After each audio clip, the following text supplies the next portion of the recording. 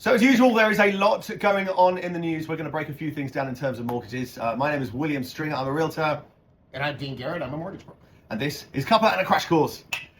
We're excited today. There it is. We're really excited. All right, mental note, don't keep it as full. And that was my fault. Yeah. So there's a lot going on in the news at the moment. We're looking at stuff that's going on down in the States. You know, the usual. The world. Yeah. Yeah. The days we live in, they're just are busy news days. And, you know, one question I've got for you, Dean, is I feel that my clients, really, this does affect them. I think when you see, I mean, currently in the news, there's a war with America and Iran. Can hardly believe I'm saying that, but that's what's happening. And I look at that, and I know it doesn't affect mortgage rates and housing things, but I know when my clients turn on the TV, that doesn't make you feel comfortable and happy for most people. Right. That just, you know, whatever your political stance is, for it or against it, it's a war. It equals unsettled, not settled. Instability versus stability. So I feel it affects my clients.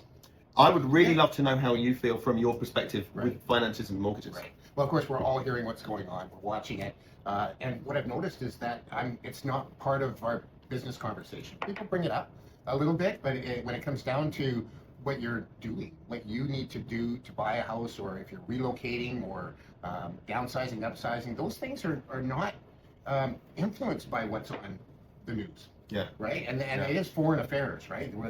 This is halfway around the world, and we all hope and pray that we don't end up in a position where it affects us here. But I think that it's about feelings. And one thing I've noticed is that sellers are listing their homes. They are. Yeah. Oh yeah. Last week was a big list, and We'll show this. Well, This is our tour sheet. It's Tuesday morning right now. Yeah. This is our coffee-covered tour sheet. Coffee and some tour sheets. So every week on Tuesdays we meet up. We all go around all the new listings for all the pages in the Comox Valley. Right. And that's quite a long tour sheet. In December there might be one or two. In January there might only be one on there. And so what we're seeing now, we're into March. We're into the meteorological spring. The clocks have gone forward. We're seeing daffodils. Have you seen daffodils? I this was week? looking for bulbs coming up. Yeah. That's right. But then again, if they were up, it got cold last night, right? Yeah, well, we had a bit of snow last night, but we are seeing real signs of spring and warmth. And it's funny, we are still creatures of habit. People do list their house when they start to feel warm. So Dean is right. We are seeing. Well, there we go. We are seeing an increase in listings and buyers. How are you seeing things from your end at the moment? Oh, that's the same. Buyers are curious too. They're making their calls. They want that pre-approval started so that they can start the process of looking at their move, right? Yeah. And spring, it's natural. It's nice to move into a place before the summer starts, to get into your school catchment area for the next school season. So it's a process, right? And it's just March is usually when that process starts for a lot of people who want to close near the end of the school year so they can get into their new neighborhoods and things like that. It's about your needs for shelter, right? 100%. Make it work closer to work, out, or maybe get further away from town, or whatever your needs are. You end up with your own reasons why you're doing what you're doing, right? And I was looking into the Gregorian calendar, and actually, if you go back to the early Roman times, we didn't have January and February in the calendar. What? I know. Actually, the total amount of days we had didn't even line up with the amount of days it took for the sun or the Earth to go around the sun.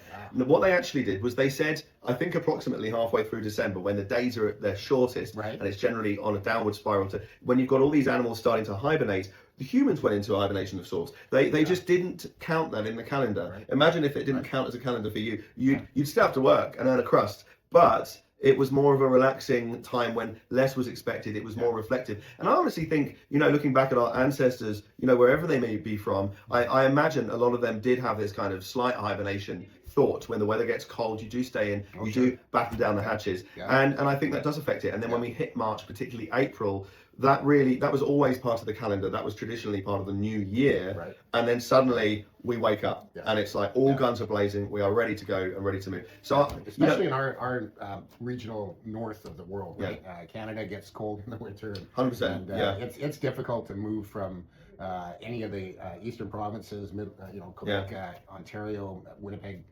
and pack up in the middle of December and move. It just stops. So there is this pressure that gets built. And I don't think that the global news is going to affect that. And what is a person to do then? Do you wait another year, 2 years? We don't know the future. You always say about your own economy, which I always love. We look at the country. We've got gas prices at the moment. I tell you, there's a lot of people who wanted to buy in the last couple of years, and the numbers just didn't work, and they would have worked 3 years earlier or 2 years earlier. Those numbers would have worked. So the market is constantly moving. So and it really comes down to your own needs, and you have to decide what you can do and if you can do it, right? And that's what we're for. That's how we help. And it's a great joy to pick up the phone to start somebody's new adventure about how they want to change their lives, because there's nothing as effective as a move.